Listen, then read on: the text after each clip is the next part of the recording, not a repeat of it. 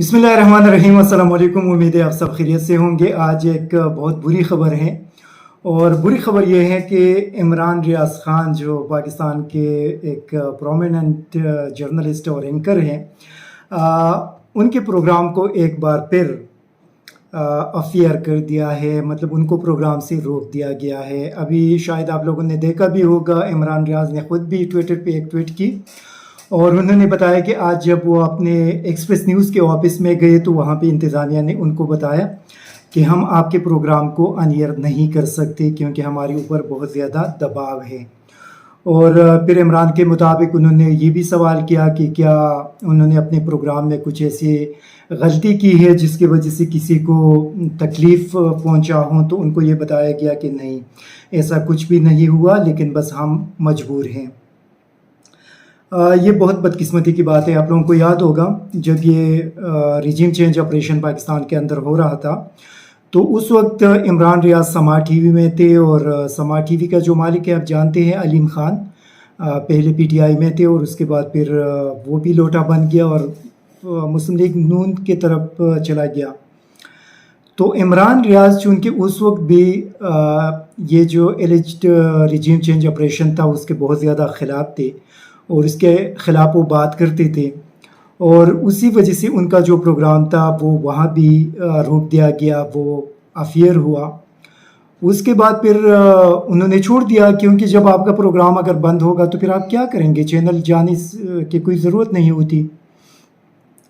उसके बाद फिर पाकिस्तान के अंदर आप लोगों ने देखा कि अदम एतमाद की तहरीक आ गई, इमरान ख़ान की हुकूमत ख़त्म हो गई और सारी चीज़ें फिर कौम के सामने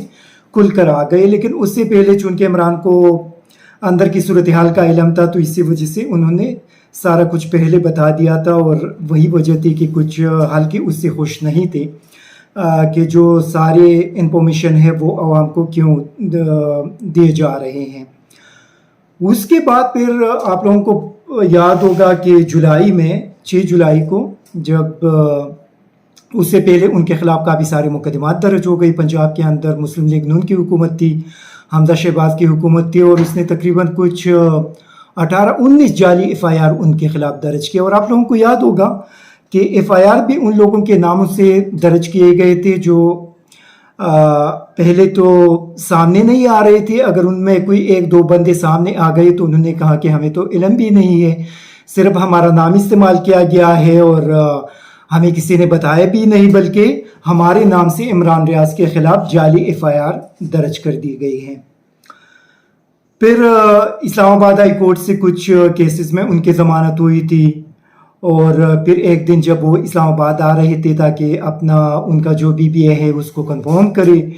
तो 6 जुलाई को उनको इस्लामाबाद इंटरचेंज से गिरफ़्तार किया गया। उस वक्त वो सवात में थे और सवात से इस्लामाबाद की तरफ जा रहे थे। हमारे 2 शीरीनज़ादा और सारे उनके साथ थे। फिर आप लोगों को याद होगा कि पहले उनको अटक ले जाया गया, अटक पुलिस ने उनको गिरफ़्तार किया, वो एक सारा जो सिलसिला चलता रहा। फिर अटक से उनको उठाकर चकवाल ले जाया गया। चकवाल में एक रात वहाँ पे पुलिस स्टेशन में रखकर अगले दिन लाहौर वाले आ गए। उन्होंने कहा ये तो हमें भी मतलूब है। वहाँ से उठाकर उनको लाहौर पहुँचा दिया गया। एक बहुत अज़ियत वाली सूरत हाल से उनको गुज़रना पड़ा। फिर आप लोगों को याद होगा कि उनको लाहौर के अंदर किस किस्म एक छोटे से सेल के अंदर रखा गया था और उनको कितनी ज़हनी अज़ियत दी गई। और फिर जब लाहौर हाई कोर्ट में उनका केस चला गया और वहाँ से उनकी ज़मानत हुई तो चूँकि उनकी तबीयत फिर ठीक नहीं थी, जब वापस घर आ गए तो डॉक्टरों ने उनको मशवरा दिया कि हमें ख़दशा है कि आपको हवालात के अंदर खाने में कुछ ऐसा दिया गया जिसकी वजह से आपके सेहत पे काफ़ी बुरा असर पड़ा है और उसके लिए कुछ ऐसे टेस्ट है जो आपको करने पड़ेंगे और उस टेस्ट के अंदर ये सारी सिचुएशन क्लियर हो जाएगी कि पुलिस कस्टडी के दौरान आपको क्या कुछ दिया गया है।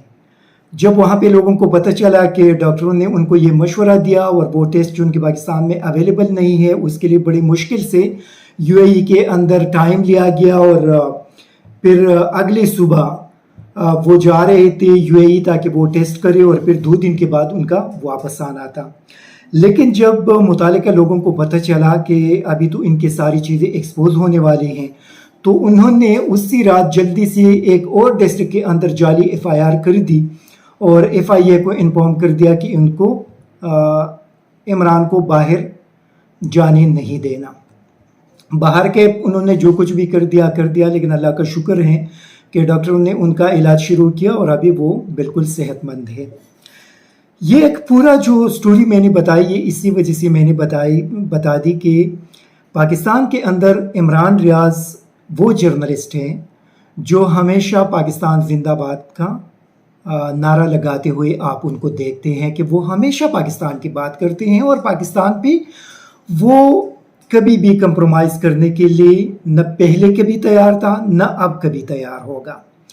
ابھی چونکہ ان کو پتہ ہے کہ ان کے خلاف مزید جعلی ایف آئی آر تو پنجاب کے اندر ہو نہیں سکتے، خیبر پختونخوا کے اندر بھی نہیں ہو سکتے، سندھ کے اندر اگر کریں گے تو وہاں پہ عمران ریاض جائیں گے نہیں، اسلام آباد کے اندر اگر کریں گے تو یہاں پہ صرف ان کے پاس ایک ہی حل ہے، اسلام آباد۔ تو یہاں پہ پھر انہوں نے یہ سوچا کہ ابھی یہاں سے بھی ان کو افیئر کر دے ایکسپریس نیوز سے۔ آپ لوگوں کو پتہ ہے کہ اس سے پہلے عمران ریاض پہ جو تشدد ہوا، ان کو جس طریقے سے ٹارچر کیا گیا، اسی وقت صابر شاکر کے خلاف بھی اسی قسم کا ایک کمپین شروع کیا گیا، ان کو ملک سے باہر جانا پڑا کیونکہ ان کی زندگی کو خطرہ تھا یہاں پہ۔ اس کے بعد پھر ارشد شریف کے ساتھ یہ سلسلہ شروع ہوا، سمیع ابراہیم کے ساتھ شروع ہوا، موہت پیرزادہ کے ساتھ شروع ہوا، بول نیوز کے باقی جو جرنلسٹ ہے یا وہ جرنلسٹ جو ریجیم چینج آپریشن کے خلاف تھی، ان کو دھمکیاں دینے کا سلسلہ شروع ہوا۔ پھر اے آر وائی کو بند کر دیا، ابھی ریسنٹلی ابھی تک بند ہے۔ ارشد شریف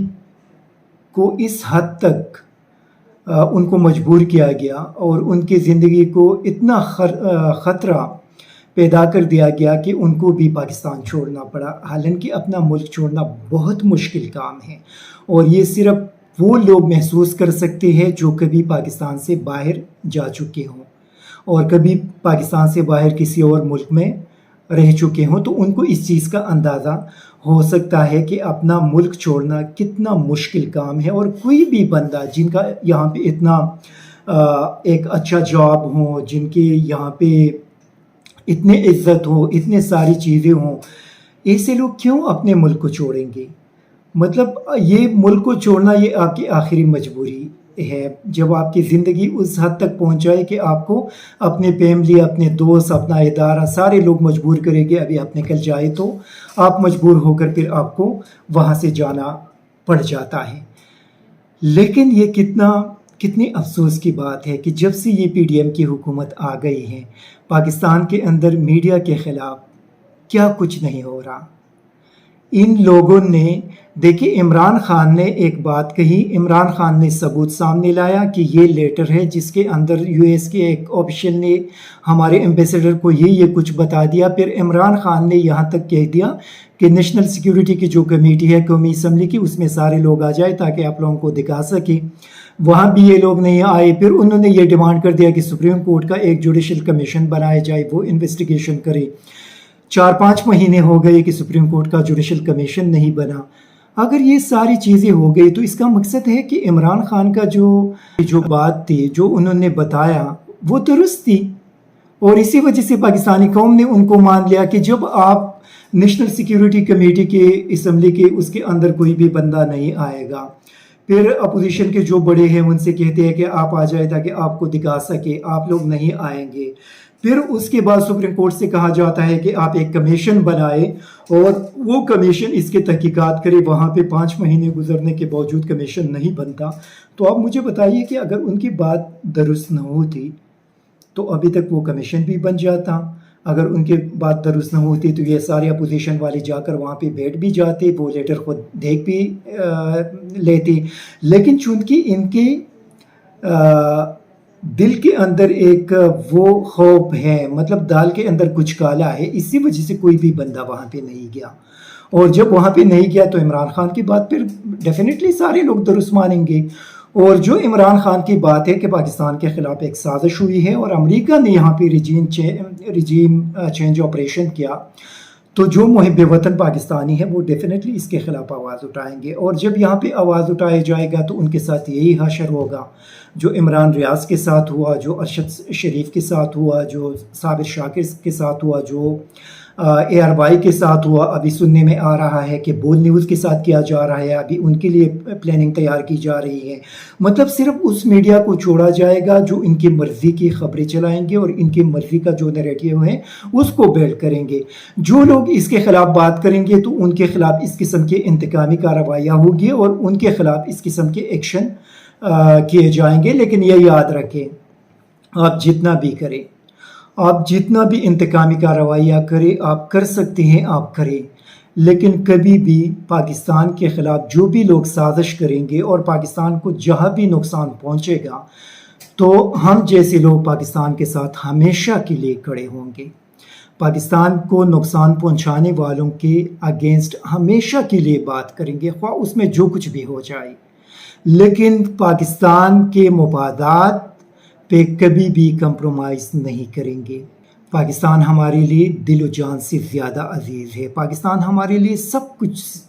چیزوں سے زیادہ عزیز ہے۔ اگر پاکستان ہے تو ہم ہیں، ہم یہاں پہ صحافت کریں گے، ہم یہاں پہ رہیں گے، ہماری فیملیز رہیں گے، ہمارے بچے رہیں گے۔ اللہ نہ کرے اگر پاکستان نہ ہو تو ان لوگوں کی برطانیہ اور دبئی اور باقی ممالک کے اندر جائیدادیں ہے، کاروبار ہے، بچے ہیں وہاں پہ، یہ وہاں پہ جا کر آرام سے رہ سکتے ہیں، لیکن ہم جیسے لوگ نہیں جا سکتے۔ ہم یہاں پہ مریں گے، ہمارا جینا مرنا پاکستان کے ساتھ ہے۔ اسی وجہ سے جو بھی لوگ اس قسم کی سازشیں کر رہے ہیں وہ کان کھل کر سن لیں کہ آپ جو محب وطن پاکستانی ہے ان کو آپ اس قسم کی چیزوں سے نہیں دبا سکتے۔